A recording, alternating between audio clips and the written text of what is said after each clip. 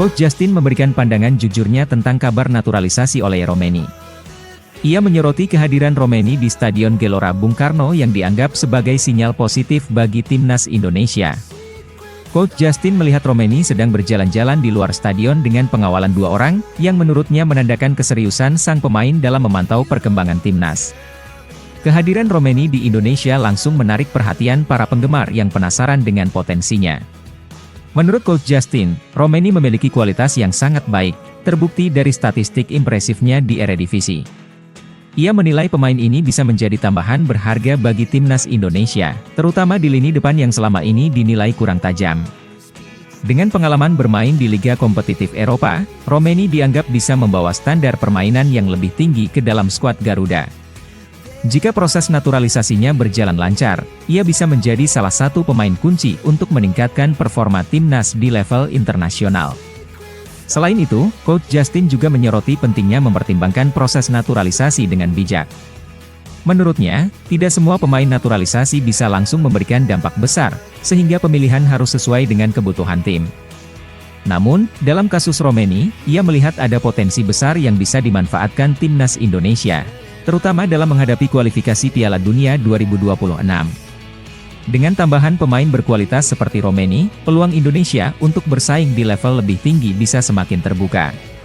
Coach Justin berharap PSSI dan pelatih timnas Indonesia bisa membuat keputusan terbaik terkait Romeni. Ia juga menegaskan bahwa kehadiran pemain naturalisasi harus memberikan dampak nyata, bukan sekadar menambah jumlah pemain asing di skuad.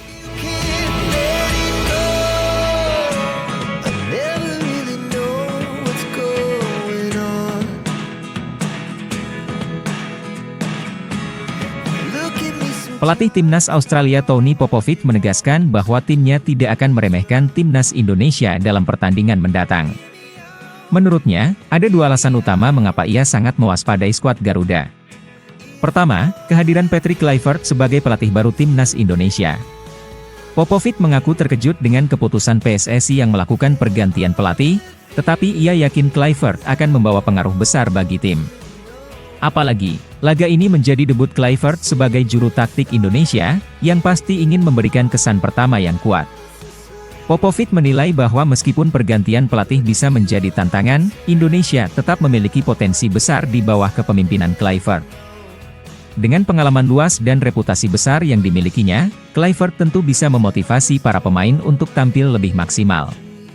Menurutnya, kehadiran pelatih sekelas Kluivert bukan hanya berdampak pada strategi tim, tetapi juga meningkatkan mentalitas dan kepercayaan diri para pemain. Oleh karena itu, Popovic tidak ingin menganggap enteng Indonesia, karena perubahan ini bisa menjadi keuntungan bagi mereka. Alasan kedua adalah hasil pertandingan terakhir antara kedua tim. Popovic mengingat bahwa pertemuan sebelumnya berakhir dengan hasil imbang, yang membuktikan bahwa Indonesia bukanlah lawan yang mudah dikalahkan. Ia menilai pertandingan itu menunjukkan bahwa timnas Indonesia memiliki daya juang tinggi dan mampu memberikan perlawanan sengit. Karena itu, Australia tidak boleh lengah dan harus tetap fokus pada permainan mereka sendiri agar bisa meraih kemenangan. Popovic menambahkan bahwa Indonesia pasti datang dengan ambisi besar untuk meraih hasil positif, dan Australia harus siap menghadapi tekanan tersebut. Namun, ia juga menegaskan bahwa timnya akan tetap menunjukkan rasa hormat kepada Indonesia tanpa merasa takut.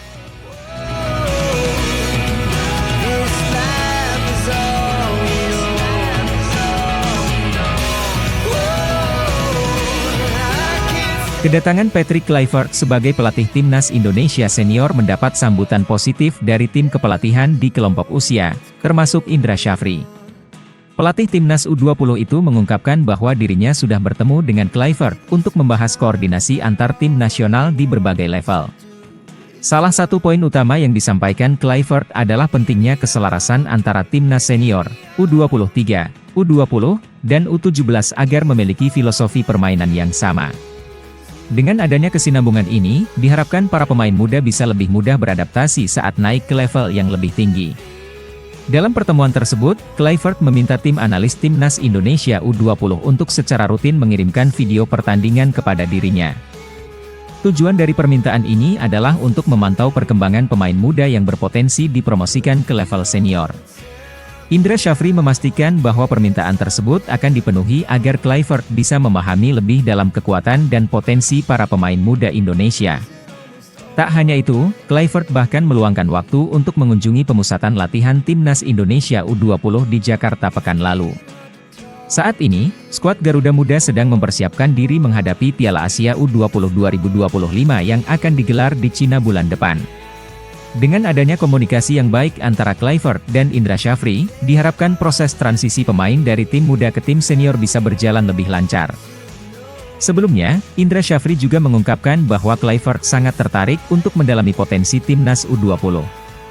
Apalagi, tim asuhannya pernah mencatatkan kemenangan impresif melawan Argentina, yang menunjukkan bahwa Indonesia memiliki banyak pemain berbakat.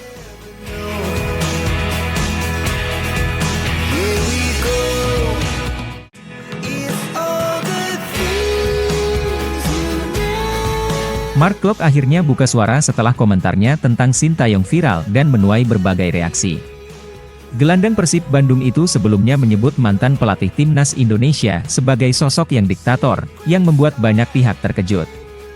Namun, Klok menegaskan bahwa ia tidak bermaksud menjelek-jelekan Sintayong, melainkan hanya menggambarkan gaya kepemimpinannya. Menurutnya, setiap pelatih memiliki pendekatan yang berbeda, dan Sintayong memang lebih suka memegang kendali penuh atas tim yang diasuhnya. Dalam sebuah podcast di kanal YouTube Tom Hai, Klok menceritakan bahwa ia sebenarnya punya banyak pengalaman menyenangkan bersama Sintayong. Ia merasa pelatih asal Korea Selatan itu memang lebih disiplin dibandingkan yang lain, tetapi bukan berarti ia sosok yang buruk. Setiap pemain, menurut Klok, memiliki cara tersendiri dalam merespons gaya kepemimpinan pelatih. Oleh karena itu, ia berharap komentarnya tidak disalahartikan sebagai serangan pribadi, melainkan sebagai perspektif tentang perbedaan karakter kepelatihan. Selain itu, Klok juga mengenang momen-momen spesial yang ia alami selama bermain di bawah arahan Sintayong. Salah satu yang paling berkesan baginya adalah saat mencetak gol ke gawang Kuwait dalam kualifikasi Piala Asia. Momen itu sangat emosional karena memastikan Timnas Indonesia lolos ke putaran final turnamen. Klok mengaku sangat bangga bisa berkontribusi dalam sejarah sepak bola Indonesia. Terutama karena gol penalti tersebut menjadi salah satu pencapaian terbaiknya bersama Timnas Garuda. Di akhir perbincangan, Klok menegaskan bahwa ia tetap menghormati Sintayong dan berterima kasih atas semua kesempatan yang diberikan selama membela Timnas Indonesia.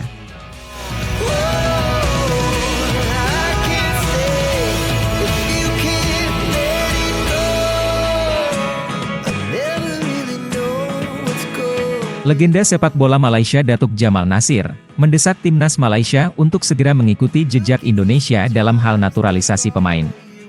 Menurutnya, negara-negara seperti Indonesia, Vietnam, dan Thailand sudah memanfaatkan pemain naturalisasi dengan baik untuk meningkatkan kualitas tim. Jika Malaysia ingin tetap bersaing di level Asia Tenggara dan internasional, mereka tidak boleh ketinggalan dalam tren ini. Ia menyarankan agar kebijakan naturalisasi dijalankan secara serius setidaknya dalam 5 tahun ke depan demi mengembalikan kejayaan Harimau Malaya. Faktanya, beberapa negara di Asia Tenggara telah membuktikan efektivitas strategi naturalisasi.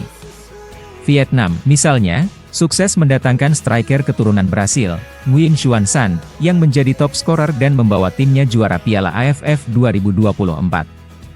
Sementara itu, Indonesia telah mendatangkan banyak pemain keturunan Belanda yang kini menjadi tulang punggung tim nasional. Dengan komposisi pemain berkualitas, Timnas Garuda berhasil melaju ke babak ketiga kualifikasi Piala Dunia 2026, menunjukkan bahwa naturalisasi bukan sekadar opsi, tetapi strategi yang efektif. Malaysia sebenarnya sudah memiliki beberapa pemain naturalisasi, tetapi menurut Datuk Jamal Nasir, jumlahnya masih terlalu sedikit untuk membuat tim lebih kompetitif. Ia menegaskan bahwa jika Malaysia ingin bersaing di level yang lebih tinggi, mereka harus lebih agresif dalam merekrut pemain berkualitas. Bahkan, ia menyarankan agar Malaysia mulai mempertimbangkan naturalisasi pemain yang tidak memiliki darah keturunan, seperti yang dilakukan beberapa negara lain. Langkah ini dinilai bisa memberikan dampak besar bagi perkembangan Timnas Malaysia.